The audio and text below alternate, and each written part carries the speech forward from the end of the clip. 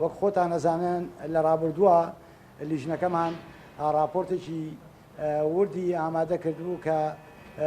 وەزیرەکانی حکوومەتی هەرێمی کوردستان هاتنە پەرلەمانی کوردستان راپۆرتەکەمان پێشکەش کرد لە نێویانە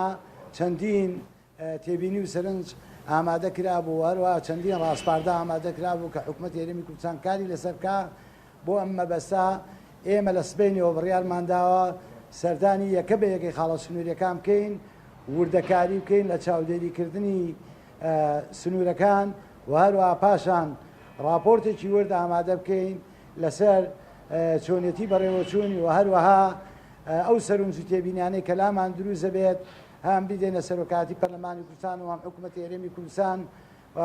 ئەو پێشنیارانەی بۆ چارەسەرکردنی ئەو کێشە و کەم و کوڕیانەی کە هەیە یان ئەوەی کە لە ڕابردووە ئێمە بەردەوام و تومانە حکوومەتی هەرێمی کوردستان پێویستە چاکسازی بکات لە سەرچاوەکانی داهات لە هەرێمی کوردستان ئەو سەردانانەمان بریتیە بێت لە چوارچێوەیەوەی کە ئەو داواکاری کە کردومان لە حکوومەتی هەرێمی کوردستان بۆ چاکسازی و هەنگاونان بەرەو چاکسازی ئێوە هەموو لایەکتان نەزانن کە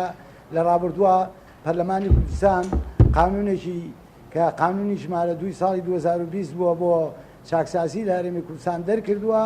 کە بریتی بووە لە چاکسازی لە خەرج لە هەرێمی کوردستان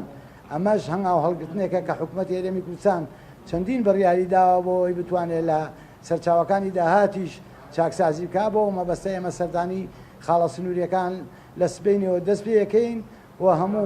لە هەموو ئەو سەردانانەمان ڕاگەیانەکان و ڕای گشتی لی ئاگادارەکەینەوە.